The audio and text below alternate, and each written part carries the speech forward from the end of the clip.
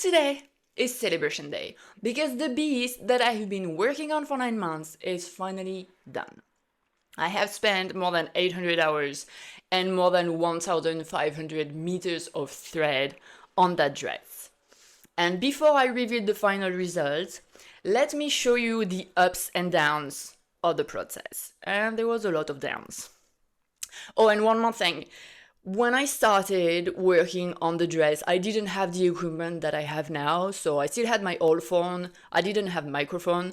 The quality of the footage is not going to be great, and there is a lot of the making that I even didn't record.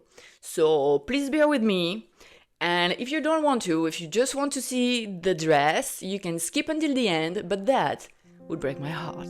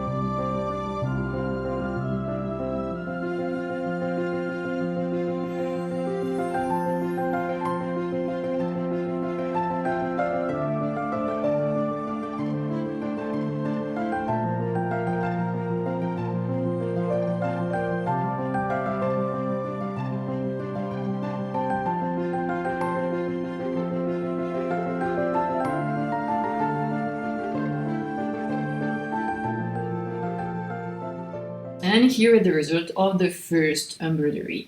I was not entirely happy with it. There was something about the design that bothered me, and I didn't know what. And I wasn't happy with the quality as well. So I decided to remove all the beads, all the sequins, to cut another piece of the front part, and to do another embroidery similar, but a little bit different, and better quality of execution. It didn't work as planned either, but I will let the old me explain what happened. Here is the dress after approximately 50-60 hours of work. So I did the embroidery a first time. I wasn't really happy with it, so I decided to do it again. The quality of the embroidery is a lot better, but I'm not still 100% satisfied with the design, so I will still modify it a little bit, I think. The biggest problem that I had with that dress is that after trying it, I realized that there is a difference in color. And I couldn't figure out why, because I made sure that all the pieces were cut in the direction of the fabric, because I know that velvet has a direction.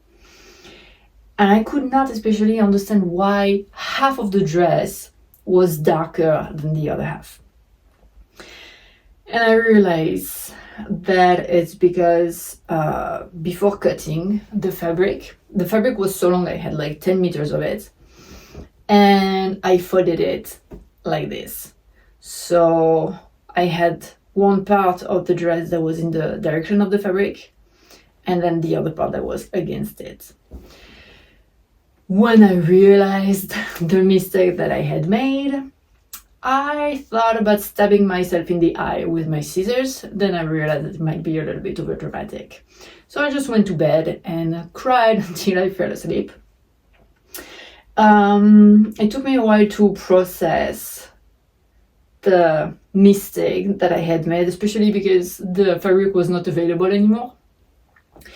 So I decided to work on the necklace, to do the lace part of it, to kind of like digest everything and to find a way to solve the issue.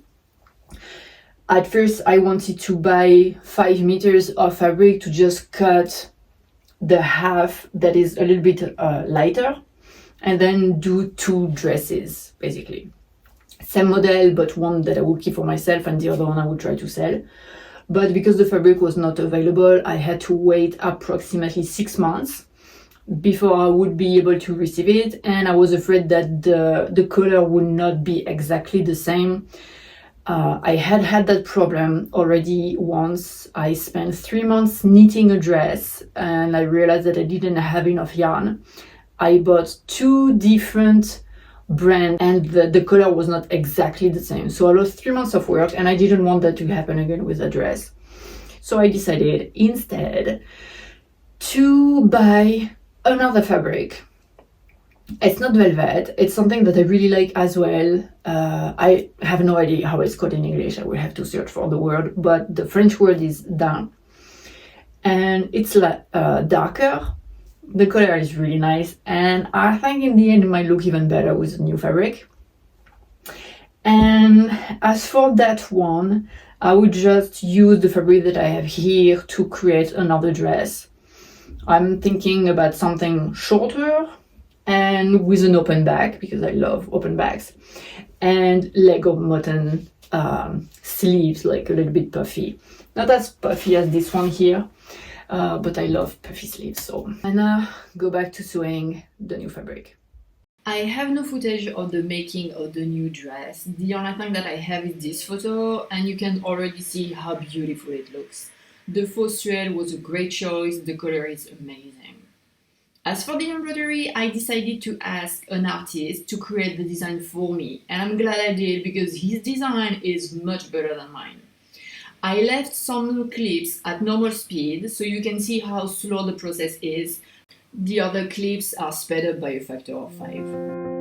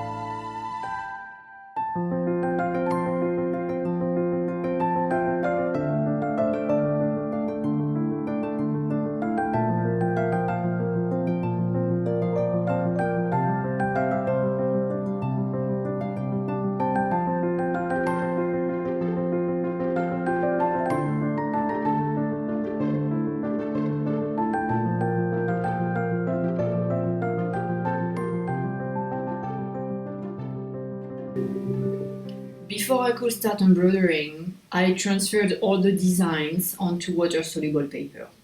Just that part took me 2 days because I didn't always get it right the first time. For the padding of the neckline and the cape, I used wool but because the patterns on the skirt are larger, I used felt instead. Oh, by the way, I covered the embroidery of the cape in another video, so don't forget to check it out. Anyway, for the skirt, I started with the front piece, then I embroidered all the large motifs along the seams, and finally I filled in the panels in between. And now let's go on an embroidery marathon.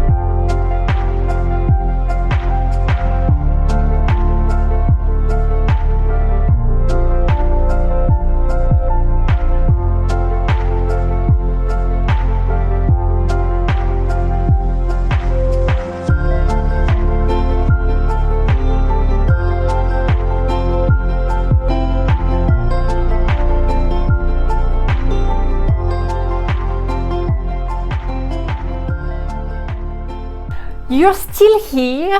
Thank you. So, I had just finished the 3 front panels and it looks pretty cool. I must admit that I am really happy. I am really happy with the dress so far.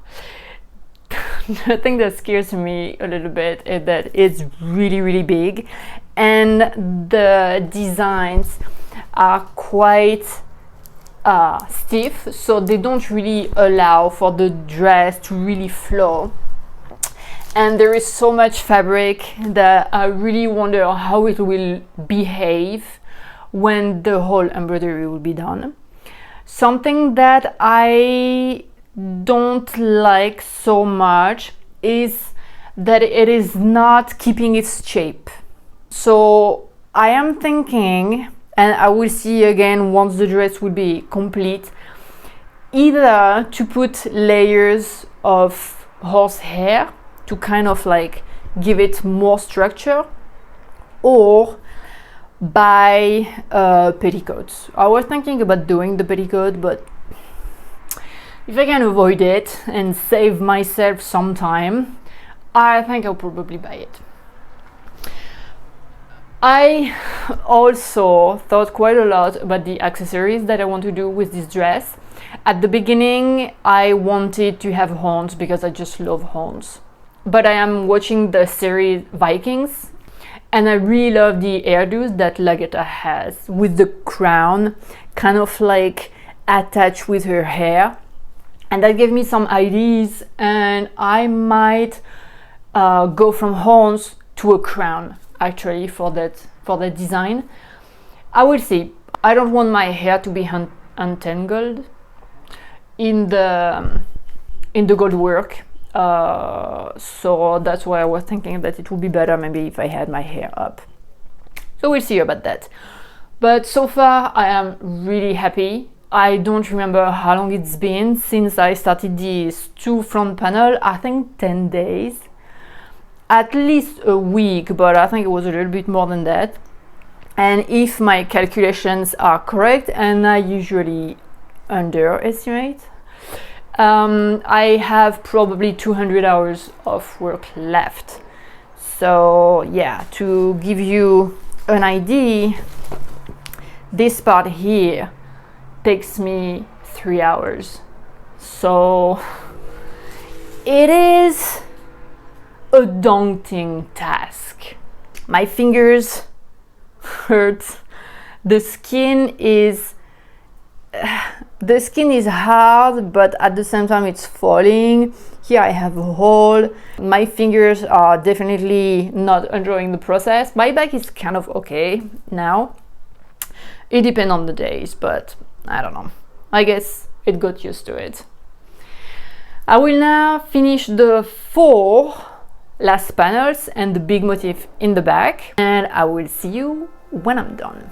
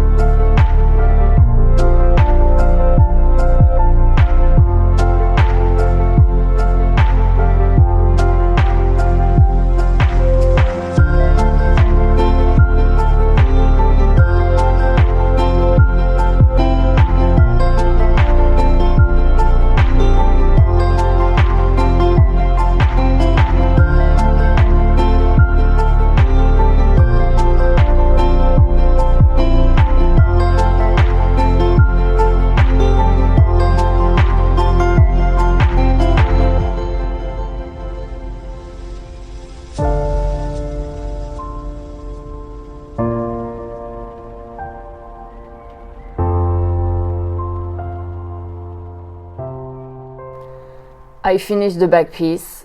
I thought I would be done yesterday afternoon, and in the end I was done this morning only. And I don't like the results.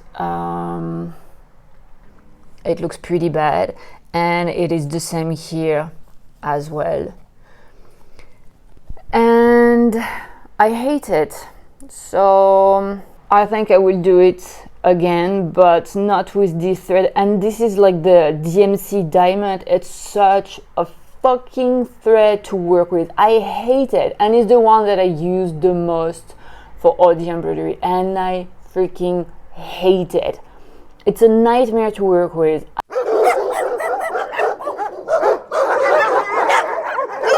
So what I will do, I think first I will finish the panels because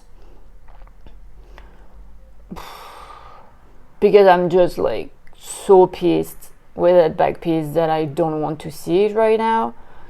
So I will do the side panels, and then I will redo the back piece, and I will use the felt and then the other thread that I use like for the bigger part, the part that are more in 3D on that embroidery. I will use the same technique. I think it will look more massive. Or do I use that thread without the felt to make it a little bit less 3D so there is a bit of contrast? I don't know. Right now I just wish I was done with that dress. I'm so tired. I've been working on the embroidery for the past 6 months, and I've had so many issues with that damn dress. When I started it, it was supposed to be a 3-month project or something like that, and it's been 9 months already, and I'm still not at the end. It's very, very frustrating. And I know at the end I will be happy with the result, but it's